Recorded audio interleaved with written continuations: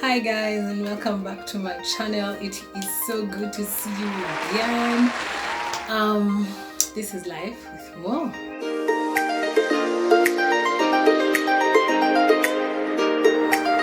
So in this episode, I want to talk about self-doubt and my struggle with self-doubt, because God knows over the years, over many years, I've been struggling with self-doubt. Just the thought that I am not enough, I am not doing well, I am not even equipped for this, I can't. And of course, a lot of those have come from just being told you can't do this, you can't be this, you can't go there, you can't, all those. And some of them are things I've heard from people, and some of them are things I have in my mind. I've thought about it myself, One of the examples I want to share is that when I moved to a different church, after a while I got chosen to be the team leader of a music team. Yani, I have never felt so terrified in my life. I was so against it. I was like, nah guys, no. At that moment, after coaxing, someone coaxed me, someone was like, oh, you can do it. I was like, nah guys, I cannot do this. I cannot do this. In fact, I remember praying and telling God, you know what, God, I was having a Moses moment, # Moses moment here. I was having a Moses moment and telling God, you know what, God, first of all, I can't. Second of all, I can't. Third of all, I can't. I have a list of people who would be better at this job than me. And I had a list of people, y'all. But the guys who'd chosen me, they were like, no, you can't. We'll be here to support you. And they were there to support me. But deep within myself, I was like, imagine I can't. I can't. And I struggled with it. And even up to today, I really struggle with it. And so many times I have brought myself to the place of surrender. You know how we say we are living sacrifices? You bring yourself to the place of surrender, and then after I surrender all to Jesus, I surrender, because you're a living sacrifice, you crawl away from the altar. You're like, yeah, God, sorry. you cannot have it all. And I have been having that challenge and that struggle. And I laugh now, but it is quite serious. It's cost me a lot of days of just crying and thinking, hey God, why would you even choose me? Why would you give me this task? It is such a burden. I can't.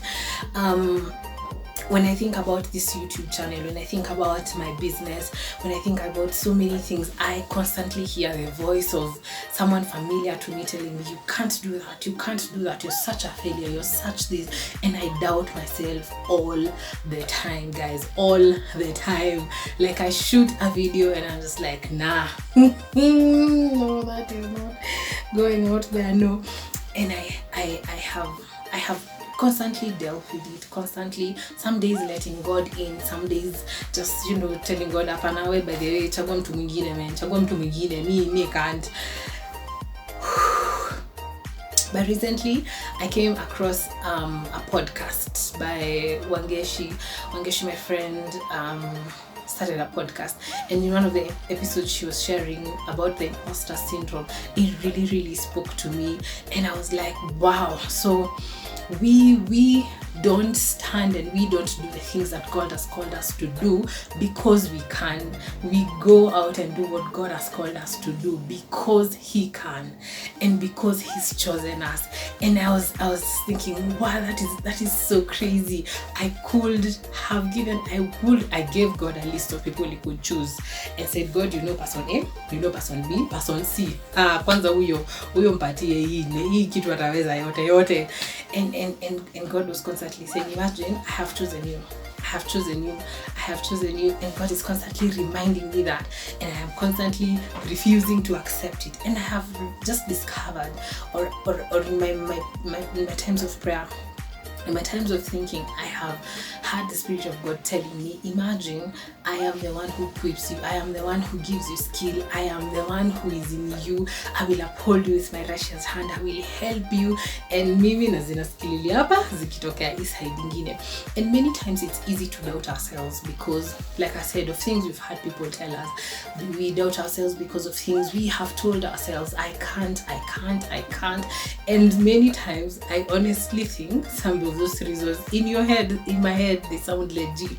Like, these are legit reasons as to why I should not be a leader, I should not be trusted with this, I should not do this ministry. And yet God looks at you and says, I chose you. I chose you. Like God, the Lord Most High, King of Kings, Yani, the one who would have chosen the other people in your list, he chose you.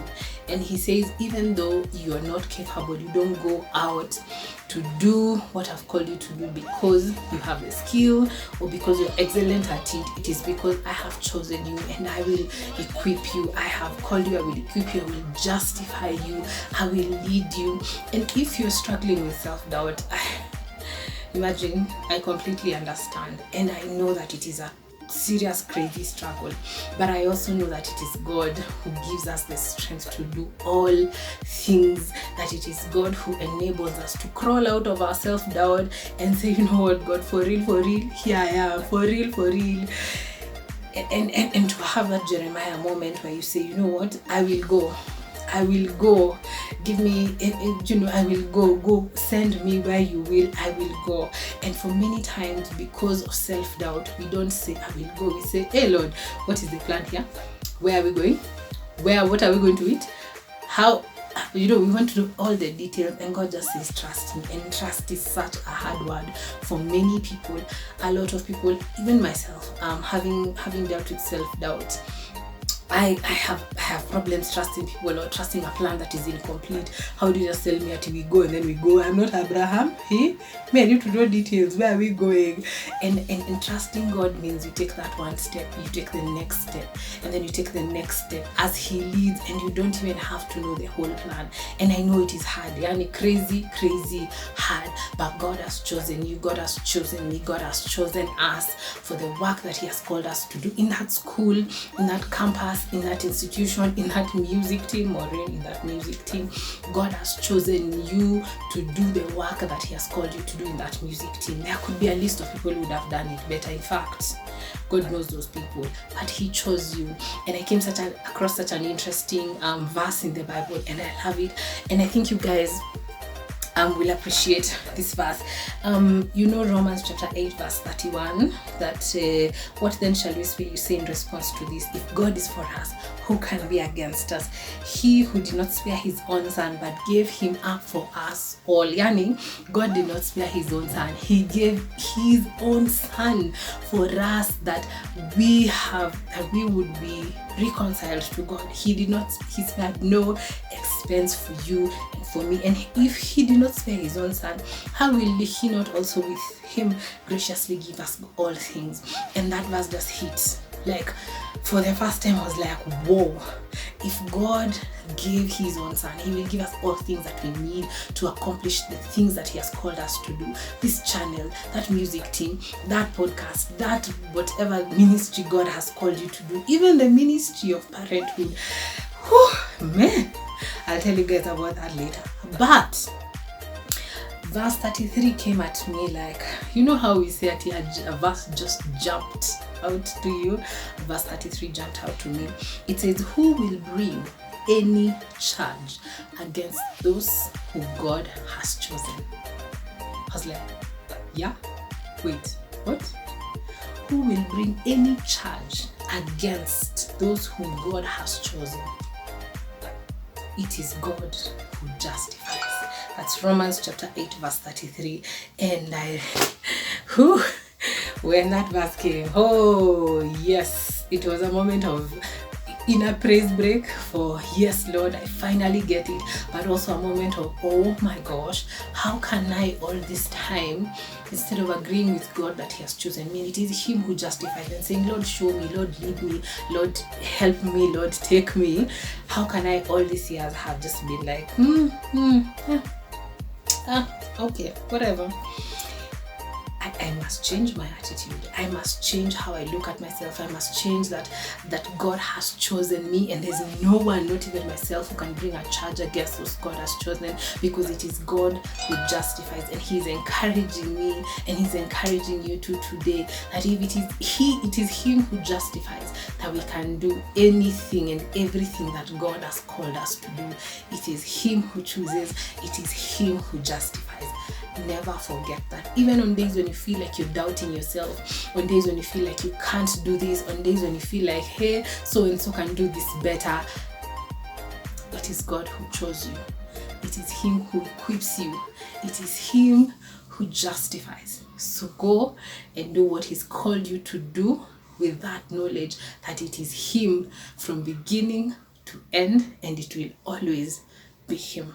Thank you for keeping me company today, and I hope that you've been encouraged to go out and do what God has called you to do, because imagine, it is Him who justifies, it is Him who calls, it is Him who equips.